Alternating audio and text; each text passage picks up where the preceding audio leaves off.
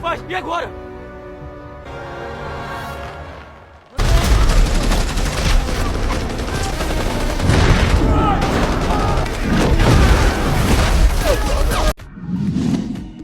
Number 10. Red Sun Superman. Answer me this, have you ever wondered what would happen if Superman didn't have that good and wholesome upbringing and was raised somewhere else, like I don't know, let's say the Soviet Union? Well, wonder no longer, because that is exactly what happens in the comic book miniseries Superman Red Sun. Instead of his ship crash landing in Kansas, Superman lands in the Ukraine in the middle of the Cold War. In the story, Superman is raised with the ideals that the Soviet Union instills in him, and the world feels a sense of fear as a superpowered alien is the Soviets' new secret weapon. He still has all the powers you associate with Superman because he is still exposed to the yellow sun. With the passion and sense of justice we've come to expect from Superman, Soviet Superman was so dedicated to his country, which made him incredibly dangerous for the wrong reasons, because he was a living weapon that the Soviets used to spread their power throughout the globe. Over the course of about 20 years, he traveled the world with Wonder Woman, converting other nations and even becoming their new leader. He was a good leader, don't get me wrong, because he is still Superman, it was just for a very bad world. Highly recommend you check out this alternate Superman for yourself, starting with 2003's Superman Red Sun Volume 1, Number 1.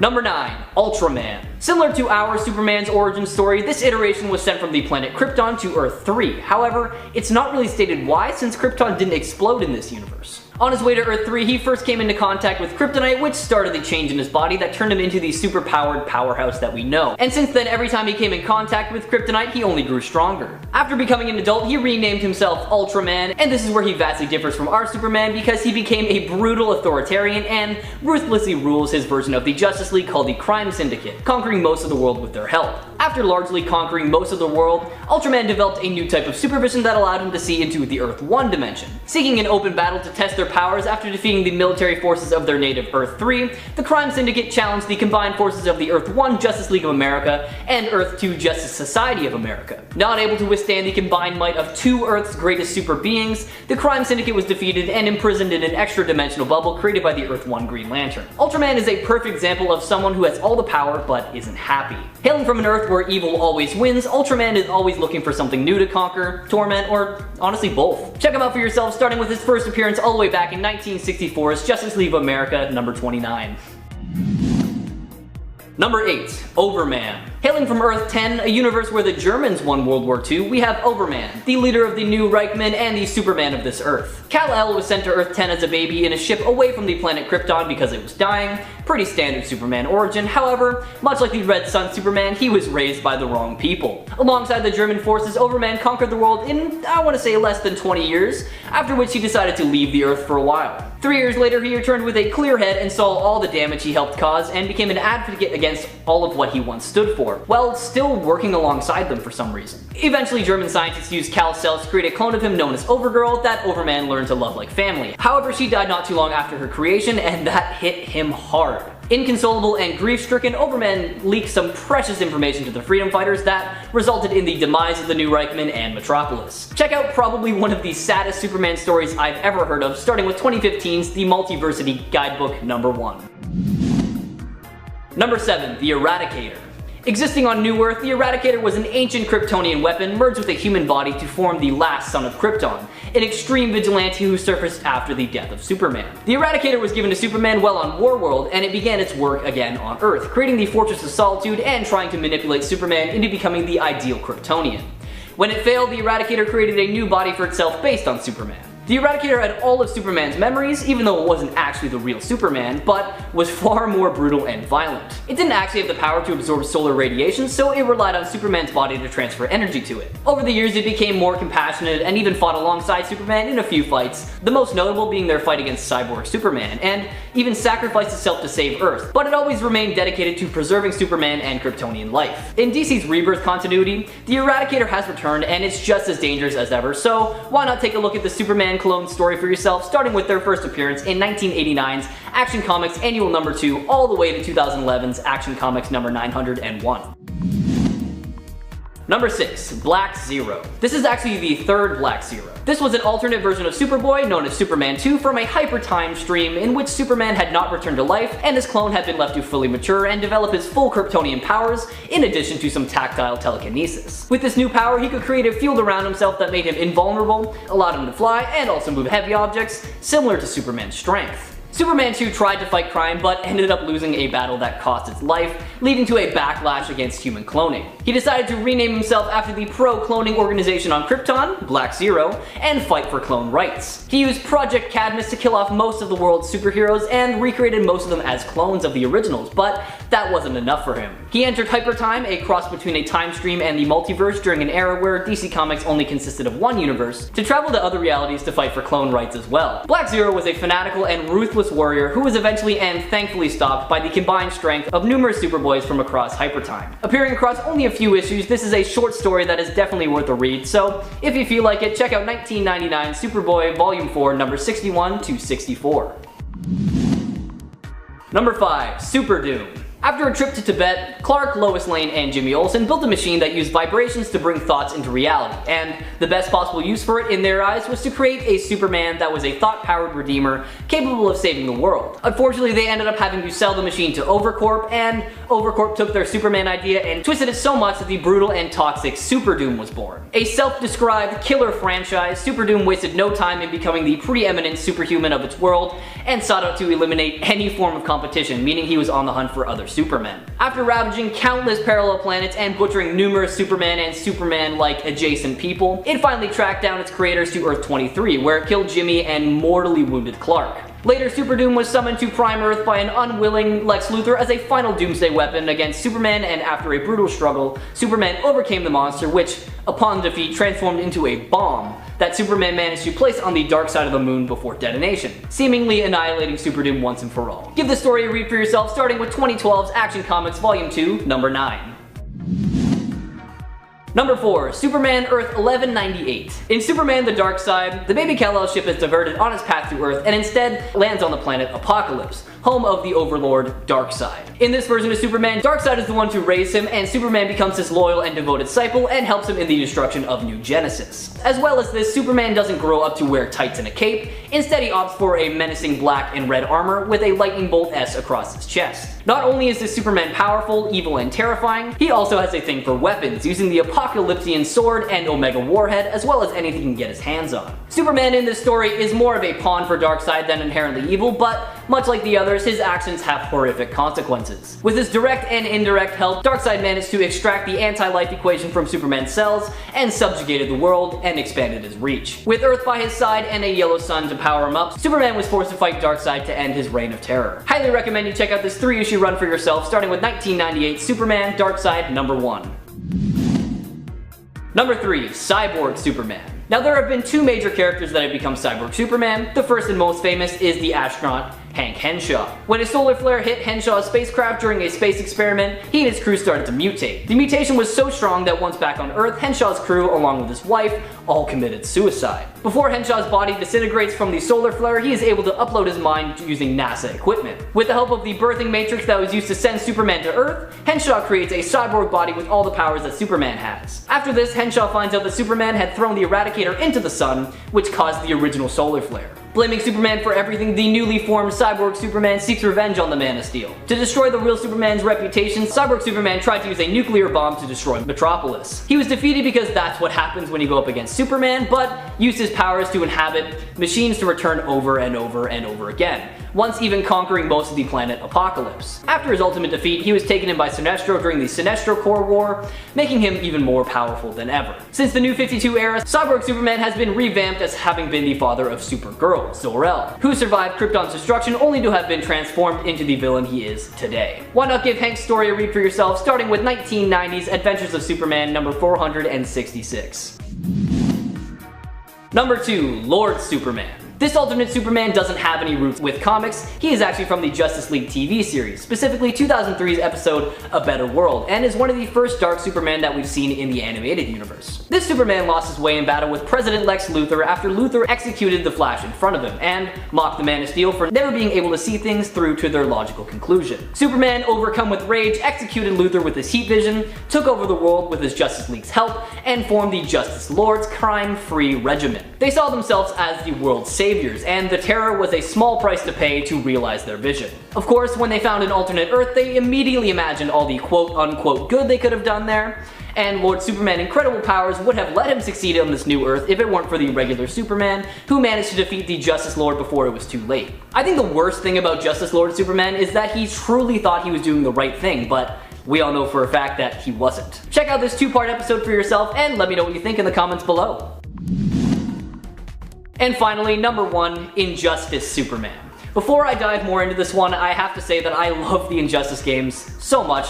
I remember when I first got the game and I did not put it down until I was finished with the story, so comment below who your go-to character is. In Injustice 1, I'd have to say mine is either Nightwing or Batman, but in Injustice 2, it has to be Green Arrow or Scarecrow. Anyways, sorry about that, let's talk about Injustice Superman. In a storyline amalgamated from diverse comic plots along with the Justice League animated 2-parter, A Better World, that I just talked about, the Joker sadistically fear gasses Superman into killing Lois Lane. Superman responds by putting his open hand straight through the clown's chest and turns the world into a dictatorship-like police state. In the process, he doxes Batman, murders Shazam and Martian Manhunter, converts the Justice League into his personal secret police, and gets his butt kicked by Alfred Pennyworth. He's finally defeated by a still good Superman from another universe who encases him in a red sunlight generating capsule. Now, there have been a few storylines over the years that have revolved around the idea of what would happen if Superman went bad and whether anyone could stop him, and this just proves that the only man who can take down Superman is Superman himself. Why not play the games again for yourself to refresh your memory, or check out 2013's Injustice Gods Among Us #1. Number 10. The New Red and Blue. Superman 162 was an imaginary tale where Superman splits himself into 2 parts to be more productive.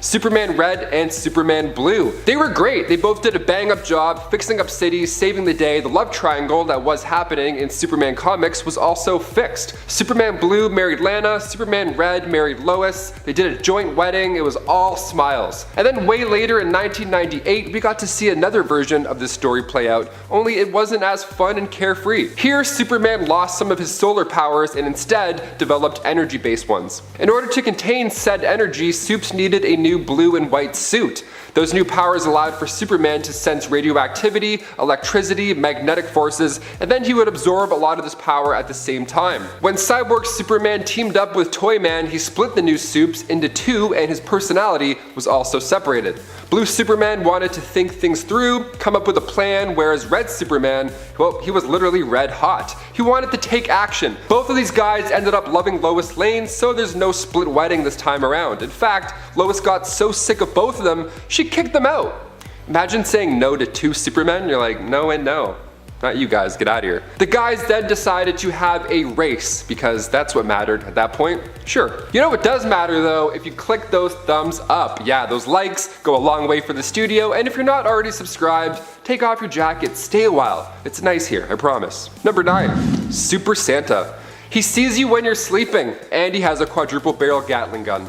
How lovely. This 1995 Elseworld story puts Superman in a post-apocalyptic future where he has to go toe-to-toe with these crazy, mutated army of Batmen. The world is much darker than the one we know now. I mean, literally, these nuclear fallouts have left Superman without his UV rays. Good old lack of sunlight. No tans for you. So he hits the gym, updates his naughty list, and when the crazy gang called the DNA Dictators, with a K instead of a C, rob Bruce Wayne's grave and make a monster Batman, only one man can save us all. Super Santa. Number 8. Super Soldier. Coming from the Amalgam universe, first appearing in Marvel vs. DC issue 3, fans in the 90s got to see these 2 comic book powerhouses join forces, making these lovely mashups of characters from each universe, origin stories, interconnected. It's a great time. In this story, Clark had no pre-existing powers until the Super Soldier Serum came along. We're seeing the 2 worlds already collide. He had pretty much won the war single-handedly back in 1942 after this, but then he came along Ultra Metello, this massive evil robot sent in, of course, by Lex Luthor. That's when Super Soldier sacrificed his life taking down the villain, and it wasn't until 50 years later that the JLA found his frozen body. But even then, 50 years later, Lex Luthor was still alive. He was keeping it young with some handy-dandy green K meteorite. That must be what Jennifer Aniston uses. Super Soldier ended up taking down Ultra Metello, and in turn, Lex was arrested. We love happy endings. No beards or Gatling guns this time around.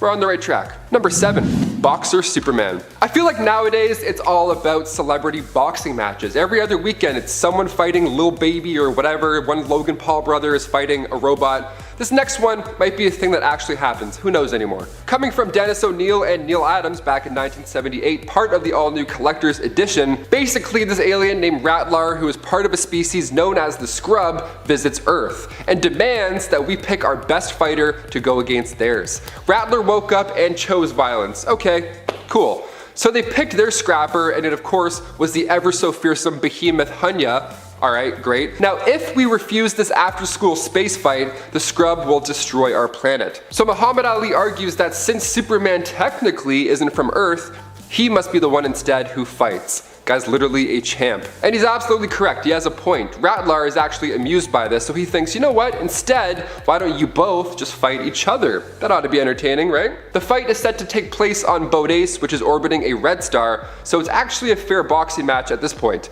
No powers for Clark. So Muhammad Ali trains Superman to become a professional boxer in just a few months' time. The fight is then broadcasted intergalactically, millions tune in, pay-per-view probably charged so much for the match, and then Superman gets beat by Muhammad Ali. How amazing is this? Not only that, Ali continues to take on the behemoth as well, knocking him down in the 4th round. He's the greatest in all of the cosmos, or as Muhammad Ali says, they're both the greatest. Okay, so sweet. Number 6, Super Ant-Man. Not from the Amalgam Universe, but dangerously close to it. From Action Comics issue 296, called The Invasion of Ants, we see Superman rocking a different but nice look. So at first we see him and he's on the side of a building with an ant mask, head on, and he's asking for other giant ants to follow him, even making buzz noises to furthermore convince the ants. Okay, what the hell's going on here? Well, after a colony of giant ants were mutated from a nuclear war on another planet, they decided to come check out Earth, as if we didn't have enough ants already. So Superman comes by to save the day, and he figures out that if he uses red kryptonite radiation, he can give himself an ant's head and then communicate with them. If this one isn't considered weird, well, maybe the next one will get you. Number 5, Centaur Superman. Superman Wonder Woman, Whom Gods Destroy, was an issue released back in 1996, and it's a 4-part Elseworlds miniseries that shows us a world where the Germans ended up winning World War II. It's an odd future, to say the least. Bruce Wayne is now the president, and once Cersei sends out her squad to kidnap Lana Lang, Clark and Lois then have to fly to Europe to save her. Clark didn't even use his powers either, he just booked a normal human Southwest flight. Gotta ride in style, I guess, no matter what the odds are. So during this flight, however, trouble came back around for them and the plane went down over Germany. The goddess Athena then turned Lois into Wonder Woman, where she would then go toe-to-toe with the Diana Wonder Woman, who in this story was on the bad side. And as for Clark, when the plane went down, Cersei turned him into a centaur. Just a handsome half-man, half-horse, noble steed. Now of course, looking the way he did, all these other ladies, centaur ladies, were racing over to meet this dashing man. After they all introduced themselves to each other and shake hoofs, all that good stuff, they would then just raid towns and party hard. This is a horrible time for Lois, like she's fighting for her life, and Clark is just prancing around like he's on season 7 of Bachelor in Paradise. He's loving this. Number 4, Super Menace. Coming from Superman issue 137 titled The Super Brat from Krypton, surprise, Kal-El has a clone. So when Jor-El shot Kal-El into space after the destruction of Krypton, that ship ended up hitting a derelict space satellite and then he was duplicated. So the one craft was found by criminals named Derek and Bonnie, and they see this as a golden opportunity to raise another super sidekick, especially one with all the abilities that Clark has. Later on, a kryptonite meteor crashes into Earth, and the criminal couple realizes that it doesn't affect the young clone. He grows up in secret, waiting to make his grand entrance as the Super Menace. First things first, let's take care of that other guy though, shall we? He fights the Superman, they fight, and when Superman uses his X-ray vision, he notices something is odd about his foe. And then suddenly, Super Menace makes it rain kryptonite meteors. This of course almost kills Superman, until Super Menace decides, you know what, I don't want to be a Super Menace anymore. We love a good change of heart. He saves Superman, he handles his criminal parents, and then he flies off to return back to his natural state of energy and becomes one with the universe. Number 3, Karkan the Mighty. Coming from Superboy issue 183, Karkan was raised by gorillas, Karkan being Kal-El. His ship ended up landing in the jungles of Africa, and he realized that he's different from the others after he learns how to fly. It's basically Tarzan if he was Superman, hence why his name is a combination of both. This version is quite super, literally. I mean, when he's not swinging through vines and hucking his own poop at people, he's saving hundreds of animals from floods. How lovely. Even if it means carrying them by their ears, whatever it takes. He does try his luck in the big city though afterwards, but obviously being raised by gorillas, he had a tough time fitting in. Honestly, good. Fitting in is overrated anyways. If you want to do backflips in the jungle, just go for it. Number 2. Bizarro Superman. First appearing in Superboy issue 68, Bizarro Superman is, as his name suggests, bizarre. He's a man of steel but with the opposite intentions, and his powers are also opposites. Instead of breathing icy cold dad breath, he can now breathe fire, like a dragon. Now he has laser ice eyes too, it's pretty fun. The interactions with Superboy are fun. Bizarro Superman throws Clark across the deck of a pool, and he has to like fly his way casually and steer into the pool to blend in. It's honestly trouble. It's kind of like the Iron Giant, but like crazier? The new 52 version of Bizarro was created when Lex Luthor tried to clone Superman, and instead of waiting 10 years for the project to be completed, Lex released him after 5 years, so in turn now he has his pale, but still jacked look. We love Bizarro Superman, honestly. He's like a Frankenstein that can bench press 1,000 pounds. It's pretty fun. And finally, number 1. Lex-L. Appearing only in Superman issues 230 and 231, we find Lex-L born on the planet Krypton instead of Clark. So Superman, but bald. Super Caillou, basically. His hair loss at such a young age is actually explained in the comic because when he was really young, Lex-L's father, Jor-El, held his head next to kryptonite as a punishment. So it's actually pretty tragic. When Lex and his father did crash land on Earth after fleeing their doomed planet, the rocket distracted Martha and Jonathan Kent, who were bank robbers in the story, and they couldn't see, so they ended up crashing. So that's Clark's life here. His parents died in that crash, and Lex-L grew up to become Superman. It's a fun one-off story. We get to see Clark take out Jor-El and then go on a crime spree. Just a total flip in characteristics. Also, bonus points for Lex wearing a wig on his off time to hide his secret identity. Way more committed to the cause than Clark and his normal reading glasses. The list at number 10, Krypto the Superdog. This good boy was actually the test pilot for the ship that carried baby Kal-El to Earth. He made his first appearance in Adventure Comics issue 210. Now, I know that he's not a super person, so I wanted to start this list off with him because animals are family. I'll argue that all day. Now, he wasn't supposed to be a recurring character, but he's a cute little dog. Who doesn't want to see him come back, right? So when Jor-El was testing this rocket, he strapped Krypto in for the ride, but the rocket was hit off course and it drifted into space for years. I can't imagine what that feels like in dog years. He's probably so bored. No kibbles and or bits. No kibbles or bits. He was so orbits. No kibbles or bits. Wow, we're writing jokes on the spot. This is crazy. Now, eventually that ship did land on Earth when Clark was a teenager.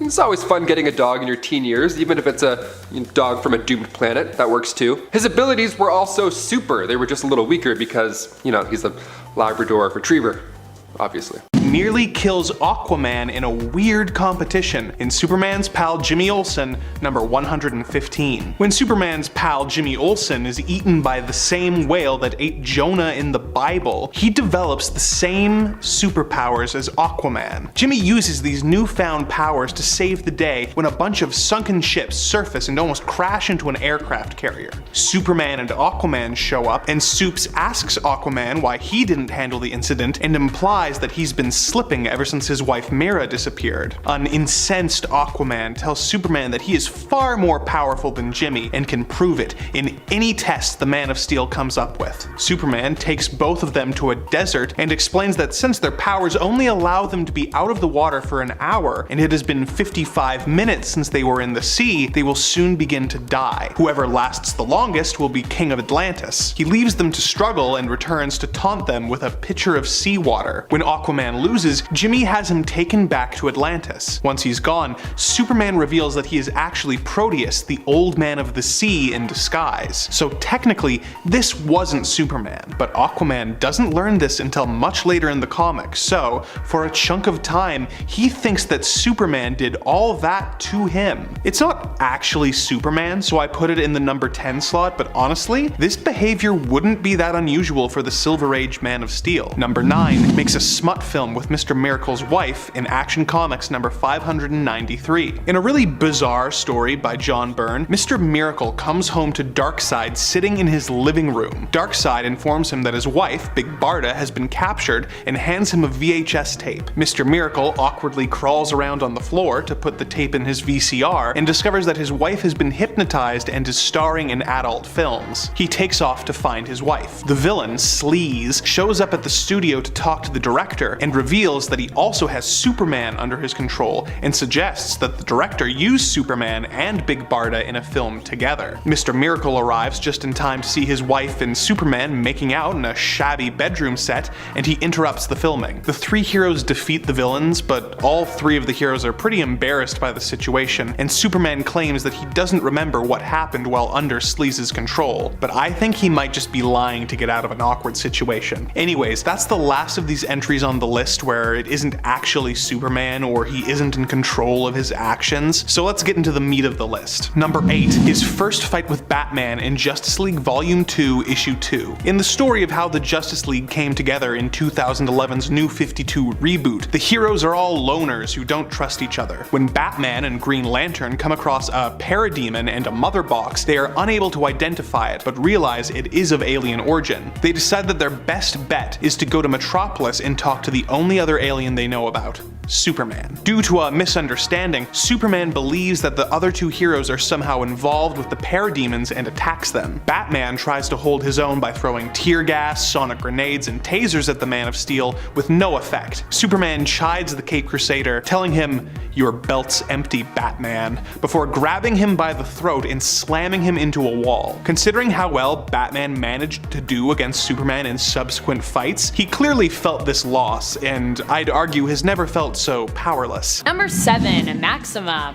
Based off of a similar interaction from the comics, Maxima of the Royal House of the planet Almerac offered herself to Superman in the Superman animated series. She told him that they were a perfect genetic match, and promised that if he was able to best her in combat, she would wed him. He told her that he wasn't interested, which caused her to start a fight with him. He did end up defeating her, but this only strengthened her attraction to him more. Delighted she had finally found someone who she deemed her equal. He beat her, but then she kidnapped him, because that's what you do, I guess, when you're in love with someone and they beat you in combat. Number 6, exiles Supergirl to another planet in Action Comics number 258. When Superman's cousin, Kara Zor-El, came to Earth and revealed that he wasn't the only surviving member of his family, Superman described it as the happiest moment of his life. He then dropped her off at the orphanage and told her that she had to keep her existence a secret. She took all of this in stride and followed Superman's orders until one day she saw Krypto the Superdog flying around. She introduced herself to Krypto and the two had a fun time playing together. Then Superman showed up and started scolding her for revealing her existence. Supergirl very reasonably points out that Krypto is a dog and can't talk, let alone reveal her to the world. Superman responds by banishing her to live on an asteroid for a year in complete isolation. Supergirl stays there for a week before Krypto shows up with a note from Superman telling her that there is a storm of kryptonite dust coming to the asteroid and that she must return to the orphanage in her secret identity of Linda Lee for one day before going back to space for the rest of her exile. Linda shows up at the orphanage but finds herself in a spot of trouble when she comes across a search party that has been looking for the missing orphan. She covers herself in mud and claims to have been stranded in Dismal Swamp for the past week. She dodges reporters' questions and Superman reveals that all the shaming and sending her off into exile was an elaborate test to see if she was clever enough to figure out how to maintain a secret identity. Superman congratulates Supergirl for passing the test and she excitedly asks if this means that she no longer has to keep her existence a secret, and Superman clarifies that he never said that, and tells her to continue living in secret until he damn well says so. Number 5, time travel. In the 1978 Superman film,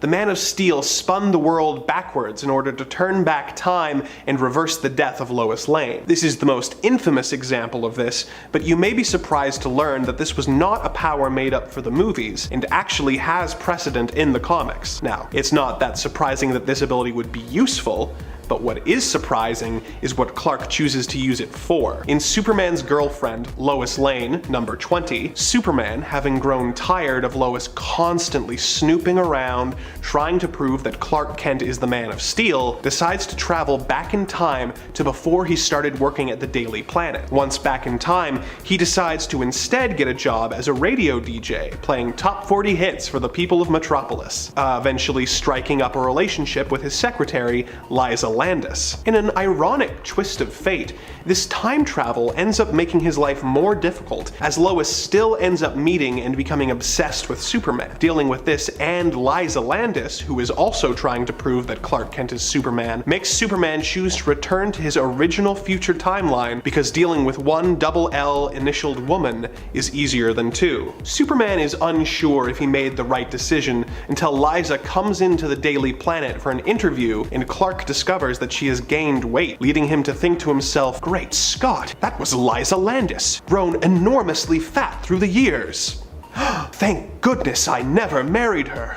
Whew." Yeah, real classy, Clark. Number 4. One-upping Batman's gifts in World's Finest number 85. When the ruler of Balkania, Princess Verena, comes to America, her only desire is to see the famous heroes Superman and Batman. And if Robin is also there, that's fine. When the two heroes meet the princess, both are immediately smitten and begin competing for the beautiful princess's affection.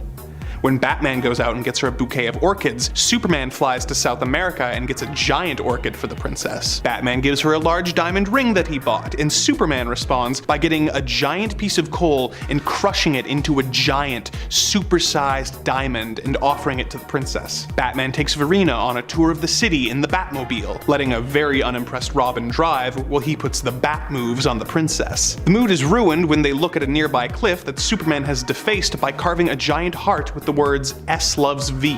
Batman goes to the train station with the princess so she can move on from Metropolis to Gotham, but before he can get on the train, Superman picks up the train and flies it to Gotham, leaving Batman to frantically chase after them in the Batplane. When they discover that the princess is actually in love with her bodyguard, Captain Stefan, the heroes claim that they were just pretending to be rivals in order to better protect her, but come on. Even if that is the case, that doesn't mean Superman had to go so all out on making Batman look like a fool in front of the princess and the entire world. Number 3. Dr. Fate. This battle was a surprisingly quick one. You would think that it wouldn't even be a fair fight for the Man of Steel due to his weakness to magic, a weakness that really only exists to prevent him from being so overpowered. Remember the original Superman, like before the 80s? No weaknesses and he just seemed to have a limitless amount of convenient superpowers? Oh, those were the ultimate days for our caped vigilante. No longer, unfortunately. Superman was retconned and given limits and weaknesses to make him a more interesting character. After all, everyone enjoys reading about his struggle. We want to see Superman, try and fail sometimes. This battle between Dr. Fate and Earth 2 Superman, the Kal-El clone known as Brutal, was not that though. Not a struggle. Not at all. Superman snuck up on the magical hero and smashed his helmet, which is kind of Dr. Fate's power source. Therefore, in doing so, he instantly defeated him. Well, that was easy. That was easy. Number 2 frames Batman for witchcraft in World's Finest number 186 and 187. When Batman and Superman go back in time to colonial times, they come across a woman who had been accused of witchcraft and is about to be dunked in the town pond. Superman moves too fast to be seen and goes into the water and uses his steel-like teeth to gnaw through the dunking mechanism. Batman then dives into the water and rescues the woman. She is smitten with Batman and gives him a kiss. Superman thinks to himself, "Isn't that just like a woman? I did the work and Batman's collecting the goodies." In retaliation, the Man of Steel disguises himself as Batman and starts flying around the town on a broomstick. He then uses his super speed to make it look like Batman has turned coal to diamonds and uses his super ventriloquism to make it look like a black cat is accusing Batman of being an agent of Satan. As an impartial out-of-towner, Superman is chosen to prosecute a very confused Batman. He has Batman put in the stocks and sentences him to be burnt at the stake. When Batman is tied to the stake, Superman uses his heat vision to start the fire, claiming that it is further proof of Batman's demonic powers. Batman is eventually able to make the townsfolk think that Superman is the witch and is set free. Superman tells Batman that he saw that he had been possessed by a demon and was putting Batman in danger to scare the demon out of his body. But as the reader, we can read Superman's thought bubbles during the frame job, and he really does think about how jealous he is that the woman has chosen Batman over him, and is laughing and giggling to himself as Batman begs him to stop the townsfolk from carrying him away in chains. So even if he had a good reason to put Batman in danger, he's getting way too much joy out of it. Number 1 forces Jimmy Olsen to marry a gorilla in Superman's pal Jimmy Olsen number 98. For anyone claiming Jimmy Olsen doesn't count as a hero, I would remind you that Jimmy has saved Superman's life several times and has developed superpowers even more times, so I'm counting him. In Superman's pal Jimmy Olsen number 98, Jimmy and Clark are on assignment in the African jungle where a blockbuster movie is being filmed. The film crew is using the local natives as extras and in exchange are showing the natives a different jungle movie every night. The natives worship a sacred ape named Bruna, who comes into the camp and is enamored with the showing of King Kong. When Jimmy dresses up in a Tarzan costume and begins swinging from vines in an attempt to convince the director to give him a role in the movie, he gets trapped by an underwater pool of quicksand. He is rescued by Bruna, the sacred ape, who is immediately smitten with the young cub reporter. The ape tries to woo Jimmy, even bringing him a bouquet of bananas, but Jimmy runs away. The sacred ape goes on a rampage after losing her chosen mate, and Superman decides that the best thing for everyone would be if Jimmy just goes along with it until he can figure out a plan. He drops Jimmy off with the ape and brings them a fruit basket as an engagement gift. Jimmy's girlfriend, Lucy Lane, shows up and makes the ape a bridal veil.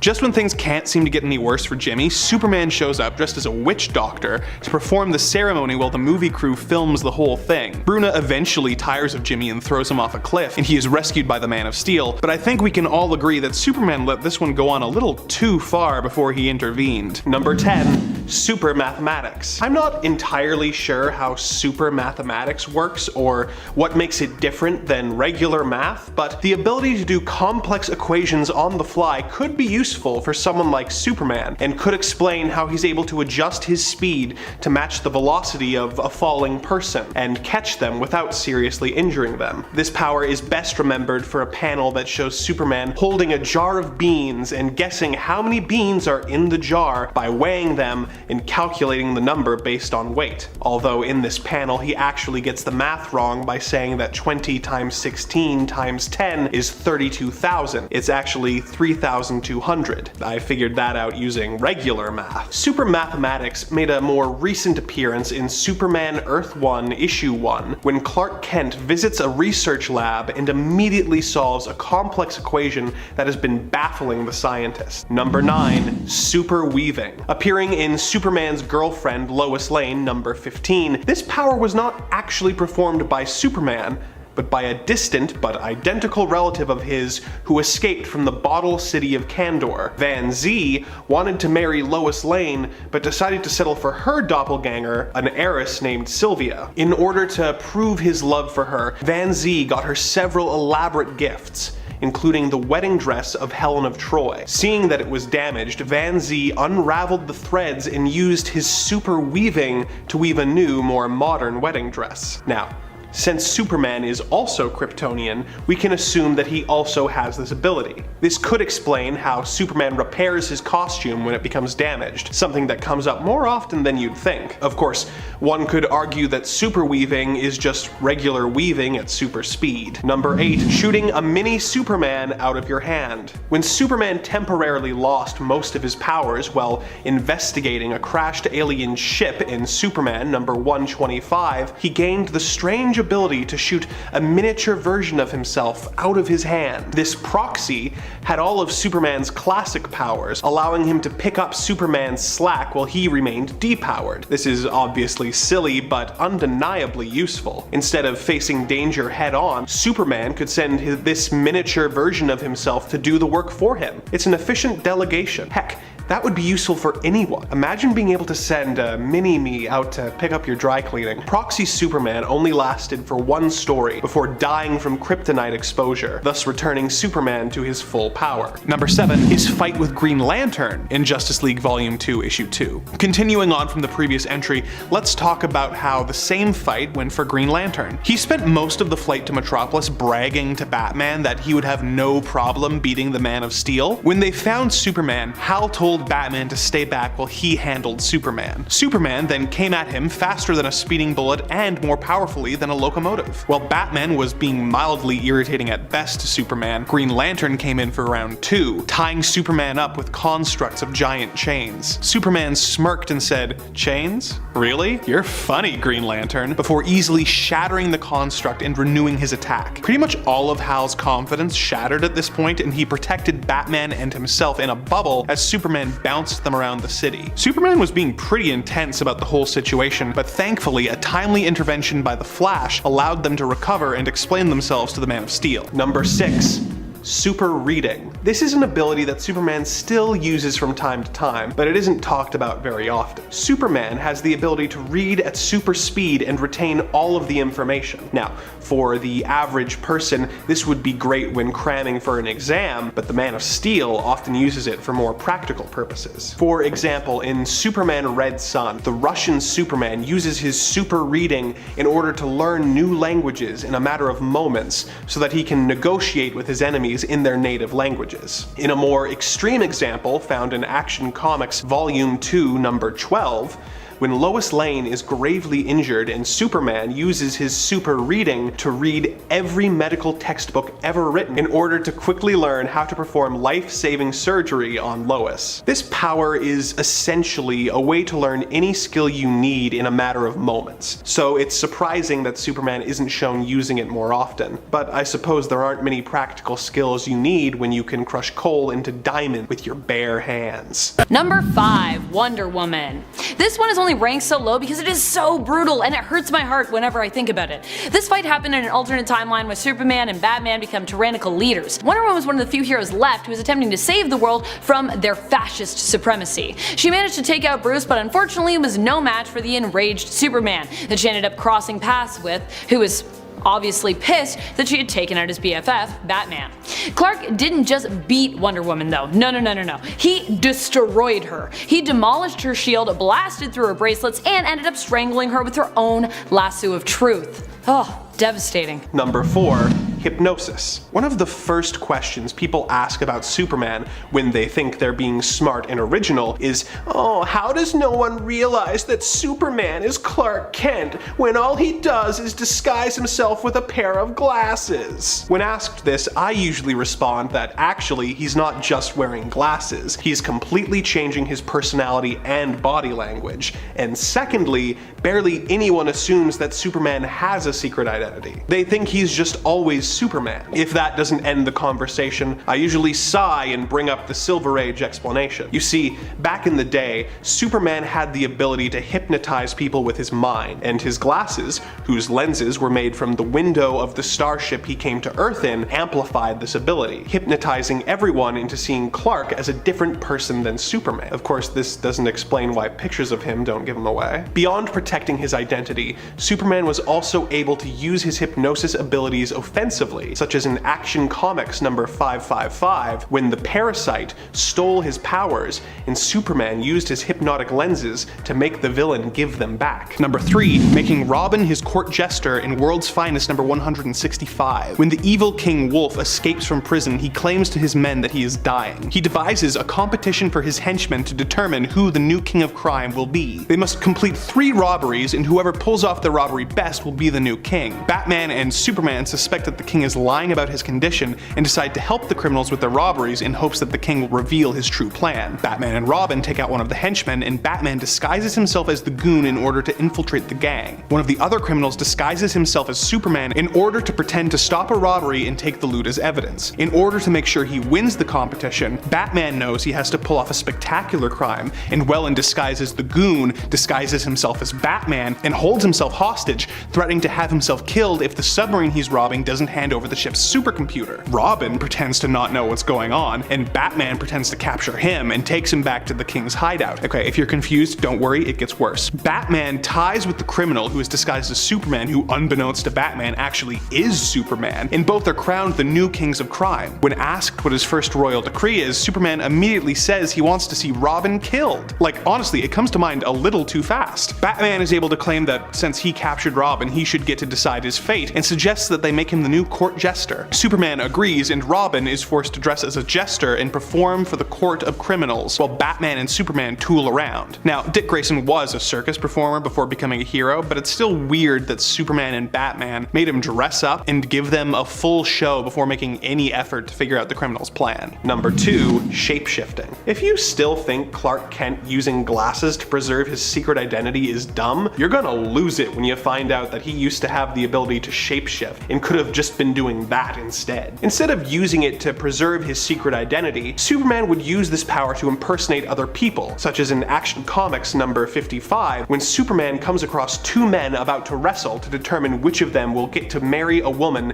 named Maisie Day. When Superman finds out that one of the men has been drugged in an attempt to fix the fight, he knocks out the fighter, steals his clothes, changes his face, and wins the fight on his behalf. In an even more extreme example of this power, Superman once used this ability to impersonate an alien, showing that he is not limited to imitating humanoid features. While this is obviously useful, I feel like I have to mention again that it would be even more useful if he used it to create a better disguise for himself than the glasses. Number 1. Mind control and telepathy. In the same issue where Superman impersonated an alien from another dimension, he also displayed the ability to use telepathic will control to convince an alien to remove their interdimensional travel machine. This begs the question as to why Superman doesn't just say, use this power to make Lex Luthor decide not to be a criminal. Although there haven't been other instances of Superman using full-on mind control, his other telepathic powers have shown up here and there in older Superman comics. But their most surprising use, in my opinion, is to essentially function as caller ID, as demonstrated when Superman stared at a ringing phone and was immediately able to tell that it was Perry White calling. This isn't a problem now, but in a time before caller ID, the ability to screen your calls would be surprisingly useful for anyone, let alone the Man of Steel. Number 10. Goku. This fight was non-canon but has been the focus of more than one death battle video. Unfortunately, the odds of this happening in the pages of a comic or a manga seem slim, but hey, you never know. The only reason I'm actually ranking this one so low though is because of its non-canon status. Because who wouldn't want to watch a fight and see Superman triumph over Goku at the very end? We all assumed these two would have a great fight as they seem so evenly matched, both being from very strong alien races and almost the last of their kind. Goku got bested both times due to his desire to keep it a fair fight. In one of the death battle videos, Goku actually could have won if he had decided to use kryptonite, but he kind of felt like it was cheating, so wah, you lose. Goku just wants to win on brute strength alone. It's all about the power levels.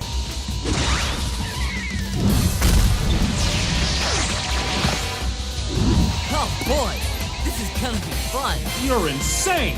Number 9. The Elite. This entire team of anti-heroes got Superman's attention after they started dispatching villains in a brutal and violent way, even killing them. Superman, being very anti-violence, disagreed with their methods and told them to stop it. But their leader, Manchester Black, a powerful telekinetic, refused, laughing in Superman's face. Much to Kal-El's dismay, the team also seemed to be gaining popularity among civilians. The team and Superman eventually came to blows, and just as they thought they had won and defeated him and potentially killed him, Superman reappeared and seemed to hang up his morals momentarily in order to kill them all. The whole battle had been filmed and broadcast, so Manchester Black at least was able to declare that this proved that Superman was no better than they were. He was actually the only one left alive at the end, although Superman did apparently zap his powers away from him.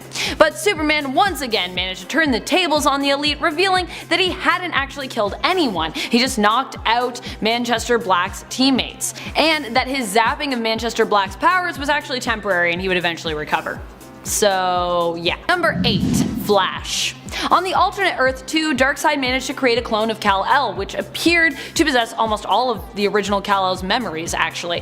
This version of Superman was known as Brutal, and while Superman often struggles to win against the Flash in the main continuity, this version of Superman both outran the Flash and managed to catch him. Even worse, he aimed to stop Jason Garrick, Earth 2's current Flash, from running away from him by crippling one of his legs. Ouch. Number 7. Super ventriloquism. Another power that hasn't been seen post-crisis. Superman used to have the ability to throw his voice and talk without moving his lips. While this is impressive, what makes this power really super is that it comes with the ability to perfectly imitate anyone's voice. This ability was used pretty consistently over the years to trick criminals into acting against their own self-interest, such as in the power's first appearance in Superman number 13, when Clark and Lois were being held hostage by armed gunmen. Superman used his ventriloquism to throw his voice so that Lois and the thugs would look behind them, giving him enough time to change into his super suit, run out the door, fly around the block, come in through the window, punch out the goons, and change back into Clark Kent before Lois could turn back around. Personally, I think that if he has the speed to do all that, he could have eliminated a couple of steps from that plan, but what do I know? Superman used this ability several more times to battle evil and to gaslight Lois Lane into thinking that Krypto the Super Pup could talk. This power would be useful in a modern context, as the ability to mimic any voice could be used to open, say, voice control locks, but being Superman, he could always just rip open any door. Number 6. Batman. Usually Batman is the one that beats Superman. Despite not having superpowers himself, he is pretty much always prepared going into battle with Superman, or with anyone for that matter. It's his superior planning skills and ability to be prepared for any outcome that always gives Batman the upper hand, usually, and the edge in a battle. But what happens when Batman is without this skill? In the Justice League origin storyline from the New 52, we get to see what happens when Batman and Superman fight for the first time. Without Batman's extensive knowledge of Superman, he is left insanely vulnerable to the superpowered Kal-El. Green Lantern even attempts to help Batman out when all of Batman's gadgets that he would normally use to dominate in a fight seem to come up short. But even Green Lantern and Batman together proved no match for the Man of Steel. Super tickled! No, Gucci, Gucci, Gucci, Gucci, Gucci, Gucci. Number 5 replaces Krypto with a different super dog in Superboy number 109. Due to his many years in comics and his recent appearance in DC League of Super Pets, you are likely passingly familiar with Krypto the Superdog, but are you familiar with his rival, Swifty the Greyhound? Our story begins when Superboy is fiddling with his Phantom Zone projector while the imprisoned Kryptonian criminals led by General Zod are trying to affect the Boy of Steel by using mental suggestion to convince him to destroy himself. Because of his powers, Superboy isn't affected, so the Phantoms try again with Krypto to no avail. They instead brainwash a dog named Swifty and control him into making a potion that gives him superpowers. When Swifty shows up with powers, Superboy decides to put the two dogs through a series of tests to determine who is the better super pet and will get to go with him on an important space mission. The Phantom Kryptonians help Swifty so that he wins the competition. At this point, Superboy takes away Krypto's cape and gives it to the rival dog. To add insult to injury, he makes Krypto put on a damaged, moth-eaten cape and then ditches his dog to go to space with Swifty. Even Krypto thinks this is a bit much, as on the teaser page for the story, we see him thinking to himself between sobs, "Bad enough my master prefers that supermutt to me, but did Superboy have to give Swifty my snazzy, indestructible cape and make me wear this crummy, moth-eaten spare cape of his?" Swifty eventually betrays the Boy of Steel, who is saved by a timely intervention by Krypto, but that doesn't make his treatment of his dog any less weird and kinda petty. Number 4. The Hulk. Any battle with the Hulk proves interesting, as not many can take on the Green Giant and come out victorious. While the Hulk is Marvel and Superman is DC, we all bow down to the Hulk's strength, no matter what side of the fence we're on here. In other words, if a hero can beat the Hulk, it means something, namely that they are one of the strongest heroes in existence, because Hulk is on another level when it comes to his strength. During this crossover, Bruce Banner ended up being agitated by Lex Luthor and transforming into the Hulk in Metropolis. With innocence in danger, Superman swooped in and was forced to fight the Hulk out of the area. Superman fought him all the way to his Fortress of Solitude, but found himself unable to calm the Hulk down, and was forced to beat the Hulk by punching him so hard that he was knocked into the Phantom Zone. Now that is some strength. Number 3. tactile telekinesis. Now, this power isn't what you might think. Superman isn't able to move things with his mind, other than in the movie Superman 4, when he used telekinetic vision to rebuild the Great Wall of China, but I am not talking about that. I'm talking about Superman's ability to telekinetically control any object he touches. Admittedly, that sounds pretty useless and confusing, but it is actually one of Superman's most important powers. Many people assume that when Superman lifts a large object, like say an airplane, the reason he doesn't punch through the plane is just because comics are silly and not particularly interested in explaining the science of how stuff works. That's where they're wrong, because comics are extremely silly and usually over-explain how stuff works. When Superman grabs a falling plane, he uses his tactile telekinesis to form a force field around the plane so that it is able to retain its structural integrity. Number 2. Thor. In the JLA/Avengers series from 2003, we saw the two famous superheroes from competing comic book powerhouse publishers come to blows as they raced one another to prevent the opposing team from seizing the 12 items of power. In the series, we saw a battle that put Thor up against Superman in the Savage Lands in a one-on-one fight over the Cosmic Cube.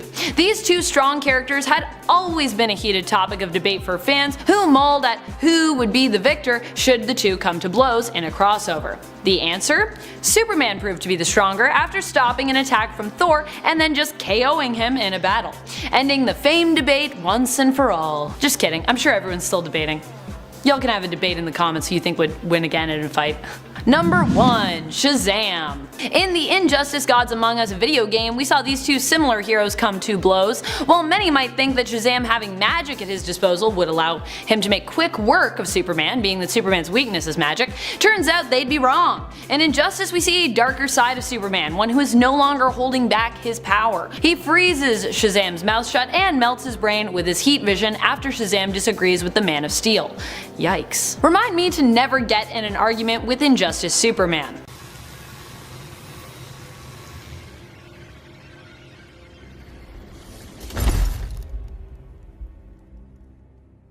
Number 9. Super Demon. Coming in hot from Earth 13, pun intended, Super Demon aka Etrigan came from the cursed planet of Camelot and crash landed to Earth. Now, of course, there was a magical version of Earth, because fun. Every day on Earth 13 has 13 hours and 13 months. Sounds honestly pretty unlucky, more than anything. His League of Shadows was a pretty stellar crew. We have Hellblazer, Anataz, Witchboy, Swamp Man, Fate, Ragman, Deadman, and Enchantress. Merlin, the magician, bound the demon to a guy named Jason Blood, who naturally was an expert in demonology. His last name's Blood. In Batman Superman issue 20, the duo have to face off against the demon Prince of Hell. Now, of course, accompanied by his super vampires. You gotta start part 3 off on a demonic note as well. Feels right. Number 8.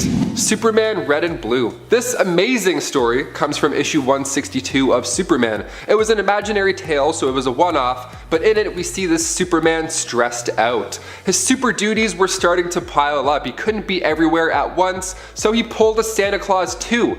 The guy tried to enhance his intelligence with a machine, but ended up splitting himself into 2 parts. Now there's a red twin and a blue twin. They were the dream team. I mean, together they created something called New Krypton. They enlarged Kandor on its surface, and they created a new underwater world for the citizens of Atlantis. So not only was the livelihood of Earth's population also increasing, but the love triangle that was happening in Superman's comics was also fixed. Super Blue asked Lana to marry him, while Super Red proposed to Lois. Lucy Lane even ends up with Jimmy Olsen. Now we have 3 weddings in 1.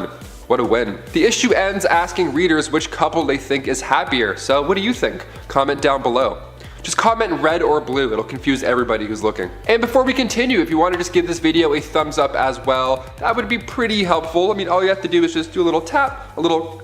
That's it, and then we all go home smiling. Isn't that wonderful? You're the best. Thank you so much for watching. Now back to some crazy alternate Superman. Number 7, Eradicator. Created by writer Roger Stern and first appearing in Action Comics Annual 2, the Eradicator was this Kryptonian artifact over 200,000 years old. This dying alien race created these devices in order to preserve their culture. It's kind of like when we sent that spacecraft out and had like old music on. They're like, hey, whoever finds this is our culture. A group of aliens arrived to Krypton. A militarist faction faction led by Chem-L killed them and then corrupted one of these devices to preserve his idea of Kryptonian culture. The Eradicator would simply eradicate alien influences after this point. He was a weapon that became sentient. That sounds bad already, but when you add in the fact that the Eradicator has most of Superman's powers, it gets even worse. The sentient Superman has these amazing abilities: super strength, speed, heat vision, flight, the whole package. Plus he was originally a program from Krypton, so his history game is on point. He can also manipulate energy. He can absorb, convert, and then release energy from his hands or his eyes. So naturally he has to wear a visor because his eyes are sensitive. It's a badass visor. It's not like a Dairy Queen, you know. It's a good one. Number 6, Kal. What if Krypton was destroyed much sooner than it really was? What if Kal-El was sent to Earth during, I don't know, say the medieval ages? Superman Kal was written by Dave Gibbons, released in 1995, and in this reality Kal-El became a blacksmith after Crash Landing. A friend saw his strength and was like, oh, you should for sure be a blacksmith. You can definitely make swords, like with your hands. Go and do that right now. I mean, personally I would have suggested jousting, but blacksmiths are still cool. They're fine. He met Lois in this reality as well, and in this case she was Lady Lois, daughter of Baron Luthor. Uh-oh. So Kal's ship was found by Baron Luthor, and his first idea was to make a suit of armor out of the metal, like medieval knight's armor. So he got Kal-El the blacksmith to do so, but the bargain was that Kal-El can take Lady Lois's hand in marriage. So they get married, but after the ceremony, Luthor's like, oh, new rule, you actually can't sleep with somebody until after their wedding night. Sorry. So Kal was upset that night. He slept alone. He was crying into his pillows, listening to Careless Whisper, and then come morning time, he heard that Luthor had actually killed Lady Lois. No more wife. He had a wife for like 6 hours and then no more wife. Evil. Putting the evil in medieval, I see. So Kal grabbed a sword after, you know, making it with his hands or whatever, marched up to Luthor's castle and fought him naked. Yeah, Luthor tried to burn him with oil, but he's the Man of Steel, so his clothes just got burnt. So now he was naked and fighting. How amazing is that?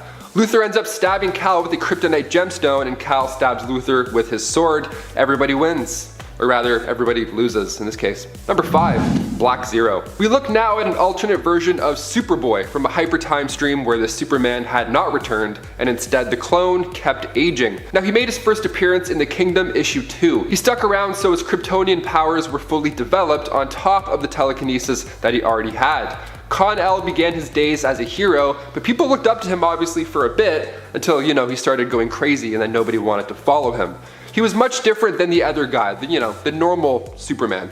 He couldn't save the day as flawlessly, and eventually he just changed his name to Black Zero, which is a comforting nickname. So he had no association with Superman at this time, and then in Superboy Volume 4, Issue 64, it was a full-on Superman war.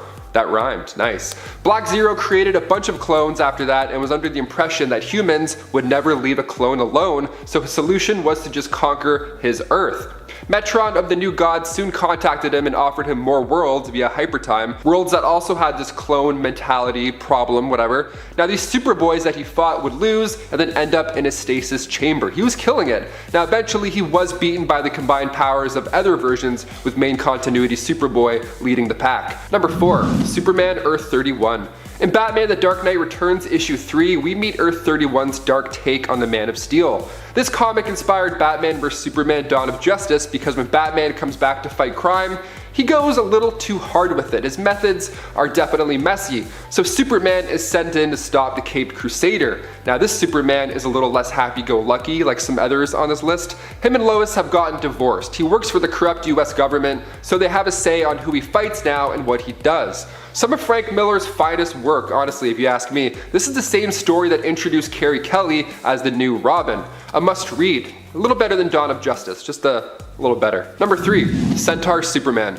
Superman Wonder Woman Whom Gods Destroy was an Elseworlds imprint released in 1996. It's a 4-part miniseries that shows us a world where the Germans won World War II, and Bruce Wayne is also the president, and Harpy's working for Cersei kidnapped Lana Lang. What a time. So Clark and Lois fly over to Europe to find her. They book a flight, but during that flight, Harpies come back and the plane goes down over Germany.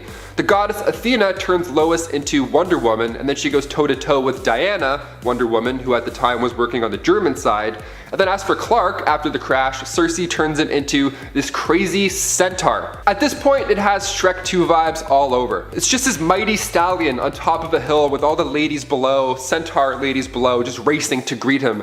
They're like, who is this handsome man? And then they all just raid towns and party with their hooves and their good times. Honestly, it's a great time for Superman here, but for everybody else, it's just a nightmare. Number 2, Supergirl. Making her first appearance as Lois Lane's Superwoman back in 1943 in Action Comics issue 60, Supergirl has appeared in DC Comics for the first time a few times, actually quite longer than you think. The first time was a dream sequence. DC was testing the waters out at this point. So Lois ends up getting hit by a car. She's hospitalized, and then she dreams that she received a blood transfusion from Superman and in turn got his powers as well. A pretty fun dream considering you were slammed by a car moments earlier. Could be worse. So in this dream, she was Superwoman and had her own costume, the whole thing, and then in Superman issue 123, Jimmy Olsen uses a magical relic to wish Supergirl into existence. DC was trying out the Supergirl idea in a way that wouldn't impact the comics. So in that same comic, she sacrificed her life saving Clark, and then Jimmy wished her out of existence to fix the timeline. You know, instead of wishing to, I don't know, heal her. There's an idea. Number 1, Super Sister. In Superboy issue 78, Superboy straight up finds a space woman entering Earth's atmosphere in like a UFO, and then he makes fun of her driving in his head. That's his first thought. Now unfortunately, that space woman was Charla, a telepath, and she's now upset at his inner monologue before she even gets out of her craft. But then out loud, he doesn't defend himself either. Like, he actually makes it worse. He's like, oh, if women run your world the way you run spaceships, I'm glad I don't live there. Like, dude, he's so angry for literally no reason. So Charla turns him into a girl and then leaves. So he starts going by Claire Kent at this point, and then he hangs out with Lana as Clark's sister. That's what he tells everyone. Now the dialogue alone, I mean, this is an old comic, mind you, but Superboy is like, oh man, I have to do girl stuff like cook? He's watching the boys play baseball outside. He's like, oh, if only I could do baseball instead. Damn 1960s stereotypes. He gets changed back at the end after he learns his lesson or whatever, but again, it turns out to be a dream. It's like the writers were too afraid to even go that far in these early comics. What a mess. Number 10, Lex L. We'll kick off part 2 with an Elseworld story. This comes from Superman issue 230. Appropriately taking place on Earth 230 as well, we see Lex Luthor as the Man of Steel. Lex L was born on Krypton in this reality, only his father was an absolute nightmare to live with. He was insane, so they both left their doomed homeworld and they both landed on Earth. Now when they crashed on Earth, they just happened to cause the deaths of these 2 bank robbers, Jonathan and Martha Kent. So Lana's adopted brother was actually Clark Kent, so the two ended up hating each other down the road. You know, we love opposites, a nice fun play on opposites. But I feel bad for Lex L because he's bald. He has to wear a wig in his normal life. Whereas Clark Kent in normal continuity just has to put on glasses and then he blends in. This dude has to wear, he must go through so many wigs. Those things are not cheap, no way. Number 9, Bizarro Superman.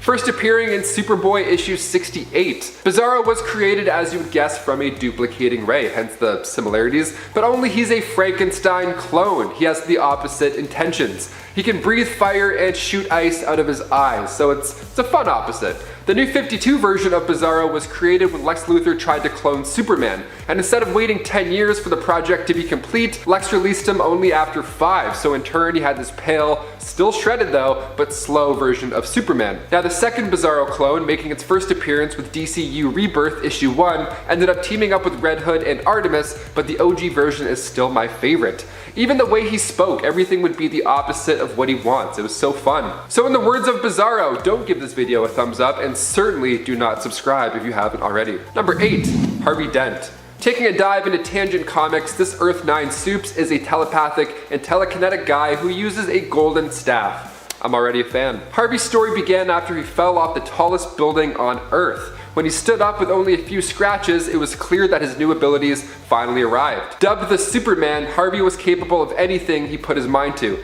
The reason he got those abilities goes way back to the 70s when Nightwing was trying to create more superhumans. They used this experimental accelerant called the Miraclo solution, which is a catchy name, gotta admit, and then he dosed an entire town in South Carolina.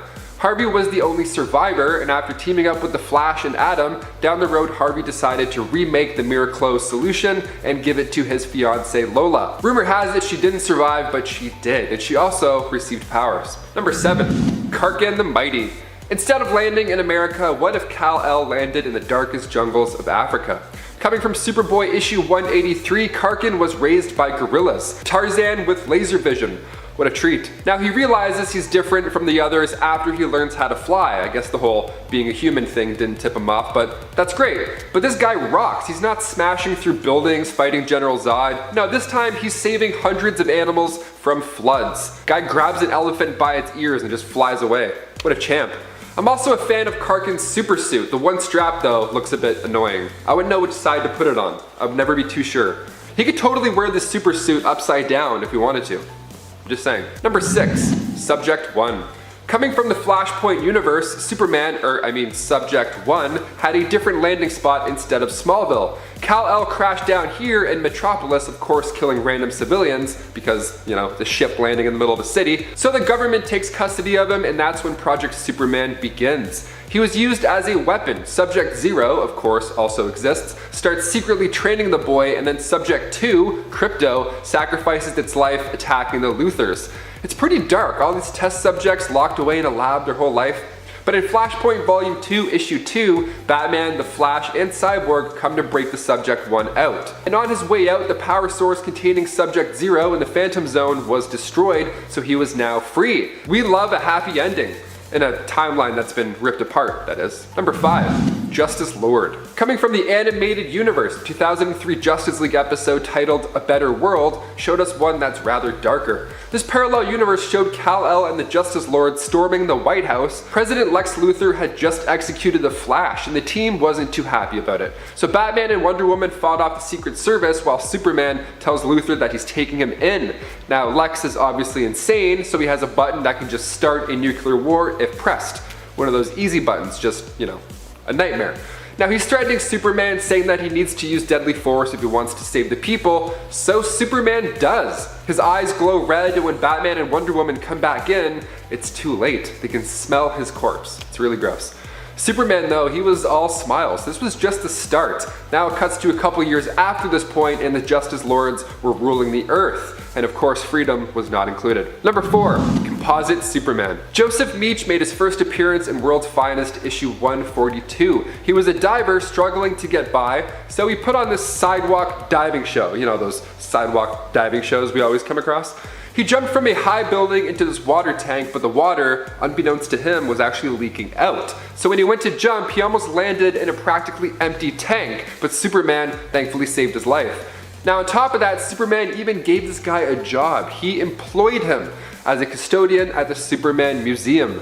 So Joseph was pretty bitter after this point. He had his own misfortunes, plus he's now shining Superman's cape all day. I get it, but when a lightning bolt hit the statue of the Legion of Superheroes, Joseph got all of their power somehow. So he used this new shape-shifting power look to look both like Batman and Superman, going by the composite Superman. So Meach would plan these situations for Batman and Superman to show up and save the day, but they were rigged to make these heroes look stupid. His powers were impressive, but not permanent. He reverted back to human form one day with no recollection of what he had done. Number 3. Cyborg Superman. Hank Henshaw made his first appearance in Adventures of Superman issue 465. He was a scientist, astronaut, and team leader of the Excalibur crew. He was joined on this LexCorp space mission by his wife and 2 others. A lot of Fantastic Four vibes going on here, that's for sure. In fact, after the cosmic rays got to the crew, the powers were actually quite similar. Terry, Hank's wife, was essentially the Invisible Woman, whereas Hank, his face started to melt off. It actually ended horribly for everybody but Terry. Now Superman saved her, the others it was too late, but in Adventures of Superman issue 468, it was revealed that Hank lived through iCloud. Yeah, basically he transferred all of his consciousness to LexCorp's mainframe, and then he took over NASA's equipment, and then he beamed his mind into the birthing matrix, the pod that carried Superman from Krypton. So now he was able to travel the cosmos and learn about other local life forms and their history. And he eventually came to the conclusion that Superman was evil and needed to be stopped. So he recruited Mongol and planned his revenge, but after Superman died battling Doomsday, Hank claimed to be the Superman reborn. Not a bad plan. So far, he's killing it. Number 2, Superdoom. Coming from Earth 45, this Superman was also a project gone wrong. He first appeared in Action Comics Volume 2, Issue 9, when Jimmy Olsen created a machine that could turn thoughts into reality. So the gang decided to make a robot Superman. What could go wrong, I wonder? They ended up selling this device to Overcorp, which made it into a Superman the Last Night of Tomorrow, aka the monstrous Superdoom.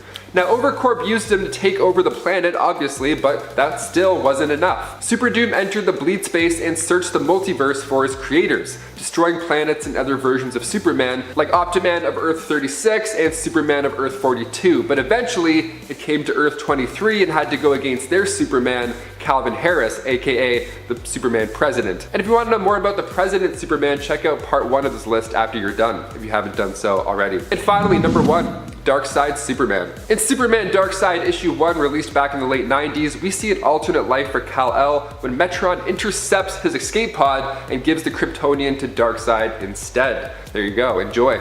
Now, it doesn't take long for Superman to then become the champion of Apocalypse. His name was instantly heard across the planet. This guy wore dark armor, he was way more brutal when it came to combat, and when he led the battle against New Genesis, he destroyed the home of the New Gods. And as the planet died, the High Father told him the truth about his origins and his true prophecy, so he was then sent to Earth, where he almost drowned because he was wearing all that badass armor, but luckily he was saved by a woman named Lane. Brutal origin story, but we got where we needed to be eventually. Kicking off the list at number 10, The Nail. Created by Alan Davis, this version of Superman is Amish. Hot start, that's right. After he survived the destruction of Krypton, baby Kal-El was then sent to Earth in order to survive. The origin story for Superman gets a little strange when Martha and John Kent got a flat tire before departing for Smallville that day. Hence the name The Nail. Now we're putting it together. There we go. So the lovebirds end up staying in for the night. Martha says she's in the mood just to stay home, and John agrees. So now instead the super infant was found by an Amish couple. Now he's raised a good lad, but he's disconnected from the world. He's churning butter, not checking Twitter. He has no clue he's a Kryptonian. So in turn, we get to see a Justice League with no Superman, and the world is a hot mess. Lex salvaged Kal-El's spaceship after he landed, so he used that tech to create an evil version of Jimmy Olsen. But when Super Jimmy is fighting the Justice League, the fight moves to Amish Kal-El's backyard, and that's when he discovers his true powers. He always had a feeling he was superpowered, he just didn't really know. So he bids farewell to his Amish folks, and then he unleashes the power of a god.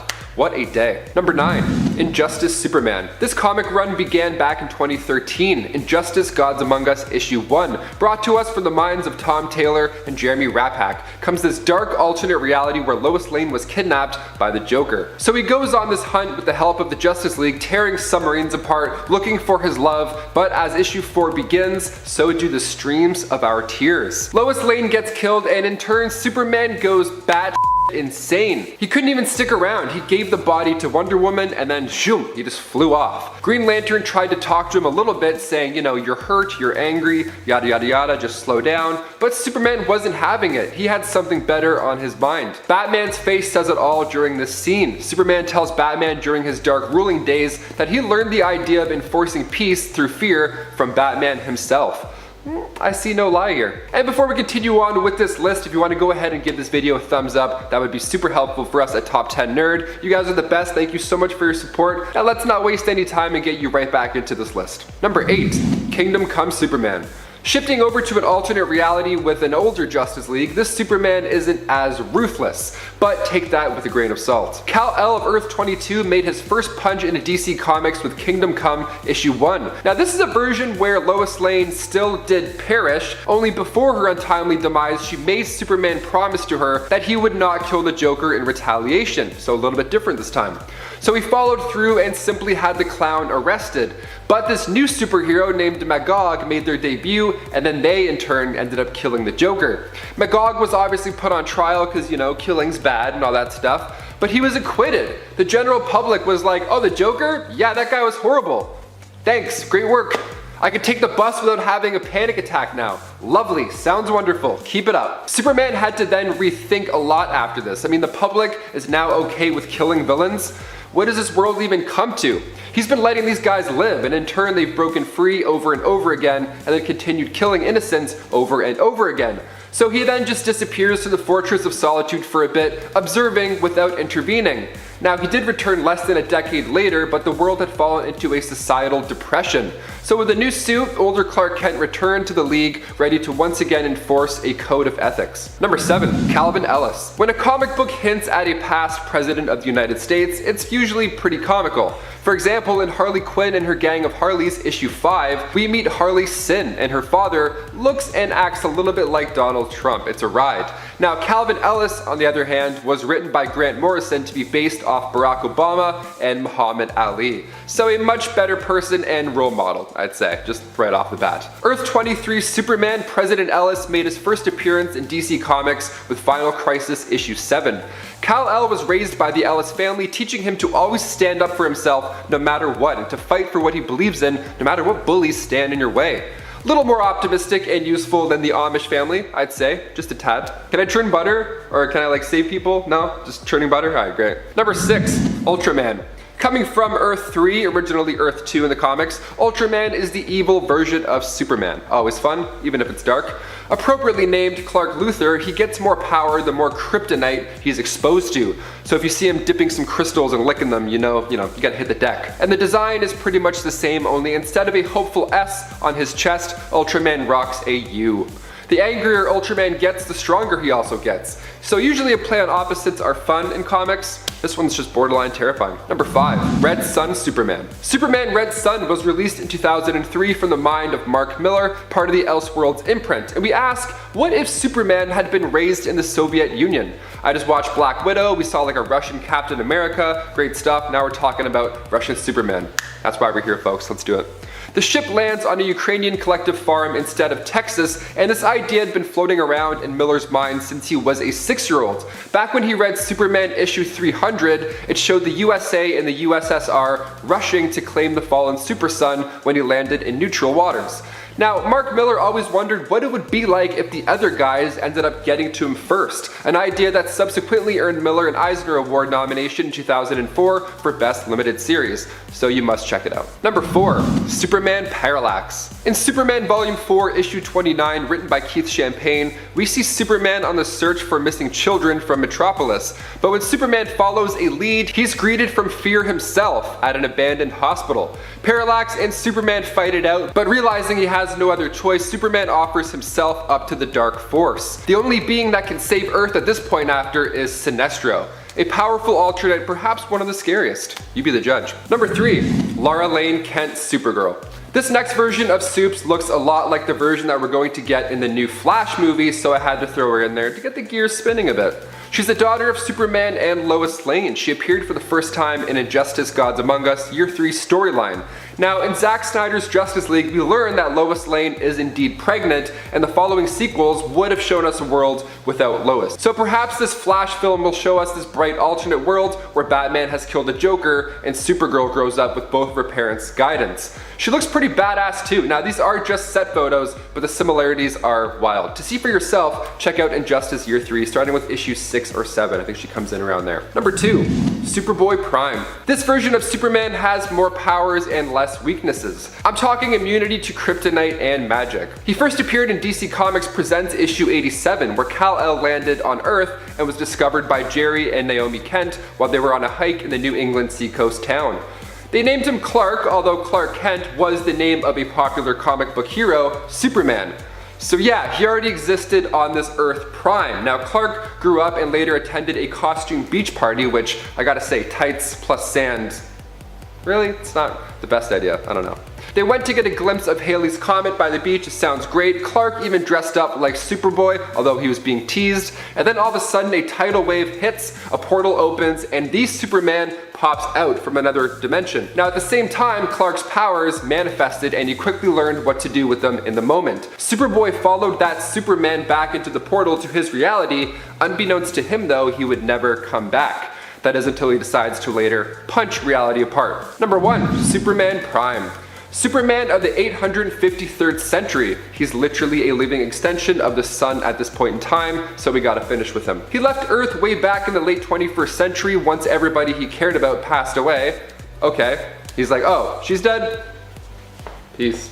What about the millions of others you could help? I don't know. There's other people. Meet other people. Go on Hinge. I don't know. He traveled beyond space and time after that, literally reaching heaven and hell, and he made his first appearance in DC 1 Million issue 4. So after soaking up the sun for 15,000 years straight, Superman obtained new abilities. He's more powerful than the gravitational pull of a collapsing star, and is many, many times faster than the speed of light. He's so powerful that he has some energy to spare. One of those new abilities is to share his power with others. A small amount, but still, that's far beyond any other metahuman at that point ever. You thought Superman was godlike before. This guy can literally smell you across the universe. And that's not even a joke. It's called superhuman olfaction. It's a real thing. He can smell trouble across black holes.